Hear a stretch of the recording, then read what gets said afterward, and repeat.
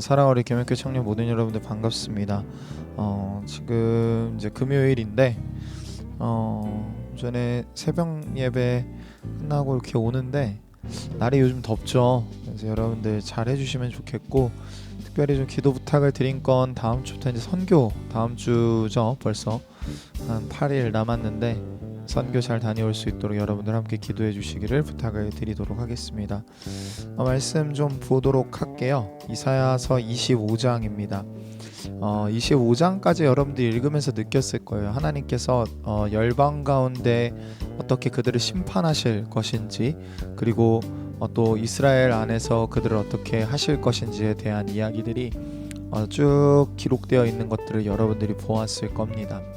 여러분, 그 나라들의 어떤 공통된 특징이 하나가 있다면 뭐냐면, 이제 오늘 25장 초반부를 이해하기 위해서 좀 알면 좋을 것 같은데, 그 나라들이 가지고 있는 공통된 특징은 자기의 힘이 강하다는 것을 잘 알고 있는 나라들이 이제 좀 나옵니다.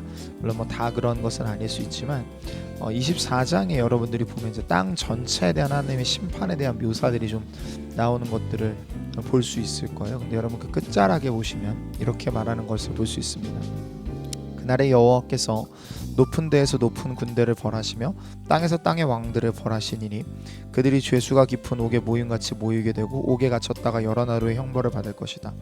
그때 달이 수치를 당하고 해가 부끄러워하리니 이는 만군의 여호와께서 시온산과 예루살렘에서 왕이 되시고 그 장로들 앞에서 영광을 나타내실 것입니다. 그러니까 하나님의 임재가 어떤 현상을 낳게 되냐면, 열국 가운데서 자신의 강함과 자신의 높음을 의지하며 살았던 모든 것들을 징벌하고 있다라는 소식이 되는 것들을 보여주고 있는 것이죠. 그러니까 여러분들 결론적으로 여러분 세상이 돌아가고 있는 방식을 보면요, 그러니까 특별히 선지서가 보여주고 있는 특별히 세상이 돌아가는 방식을 보면 하나님께서 의도한 것과는 전혀 다른 모습으로 흘러가는 게 보입니다.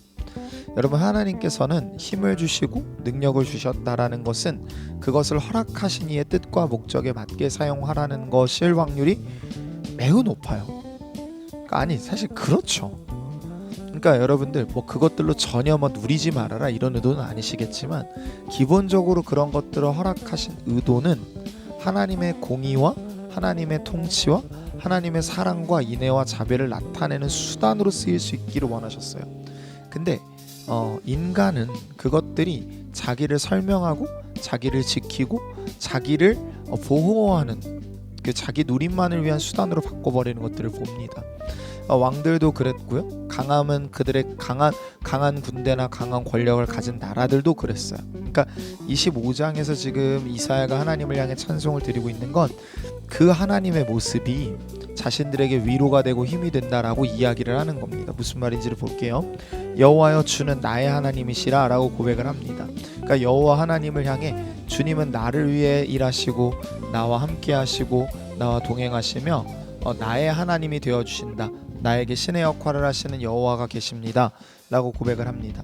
그래서 내가 주를 높이고 주의 이름을 찬송하리니 주는 기사를 옛적에 정하신 뜻대로 성실함과 진실함으로 행하셨어요. 그러니까 성실함과 진실함으로 하나님께서 하나님의 고유한 성품 중에 하나이고 이사야가 참 강조하는 것들인데, 하나님의 성실과 진실하심으로 뭐 하셨다는 거예요? 자신의 뜻을 이루어 가십니다 라고 이야기를 합니다. 하나님이 계획하신 대로 자신의 뜻을 이루어 가십니다. 그래서 어떻게 하시냐면 주께서 성읍을 돌무더기로 만드시며 견고한 성읍을 황폐하게 하시며 외인의 궁성을 성읍이 되지 못하게 하사 영원히 건설되게 하지 못하셨다 라고 합니다.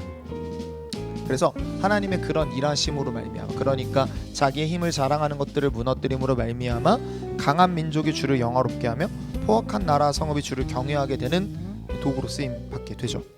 자, 그래서 그들이 대부분 주로 승리를 가져가는 것 같아 보여요. 여러분 4절 볼래요? 주는 포악자의 기세가 성벽을 치는 폭풍과 같을 때 빈궁한 자의 요새이시며, 잘 보세요. 어떤 그 폭풍우가 직접 성벽을 빡 때리는 듯한 이미지를 보여주면서 뭐라 그러냐면, 포악자의 기세가 성벽을 치는 폭풍과 같을 그때 하나님은 뭐 하신대요? 빈궁한 자의 요새가 되어 주신다고 합니다. 그러니까 무슨 말이냐면 자신의 힘과 자신의 높음과 자신의 권력을 의지함으로 남을 압제하고 포악을 저지르는 자들을 향해 하나님은 약자들의 요새가 되어 주신다라고 이야기를 합니다.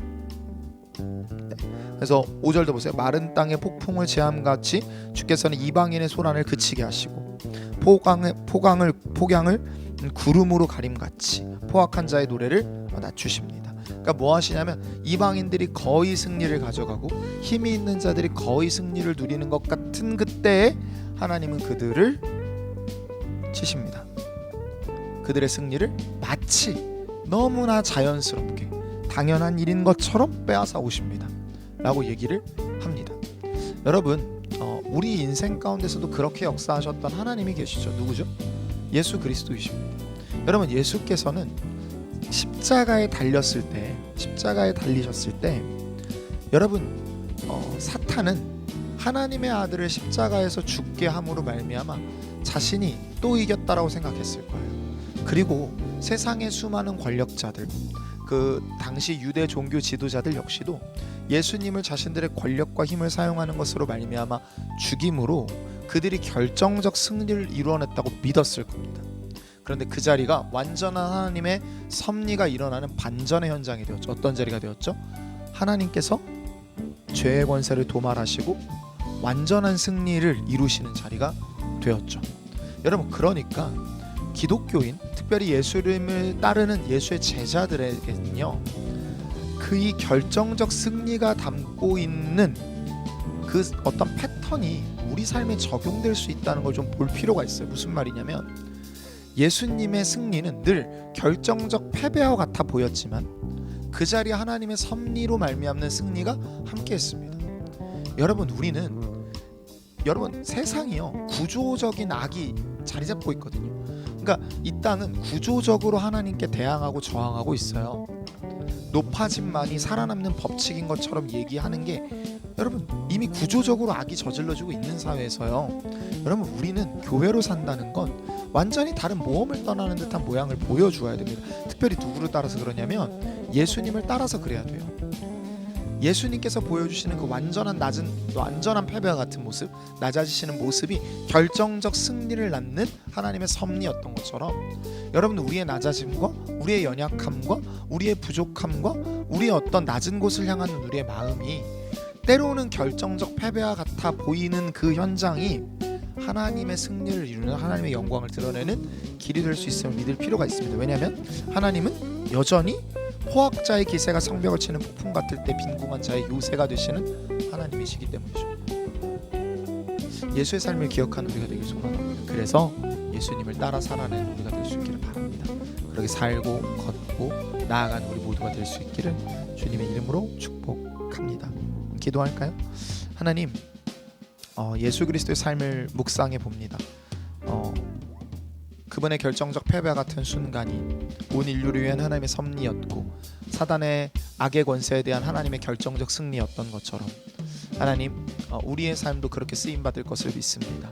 세상의 포악을 부러워하지 않게 하시고 흉악자들과 같이, 행악자들과 같이 하나님 높아짐과 악을 행함과 나의 권위와 권리를 이용함으로 없는 자들을 깔아뭉개거나 더 소유하기 위해 남의 것을 빼앗는 자리가 아니라 기꺼이 나를 열어 나누는 곳으로 나아갈 때 하나님께서 우리를 통하여 일하시는 것들 경험하는 주의 승리의 도구들 되도록 인도하소서.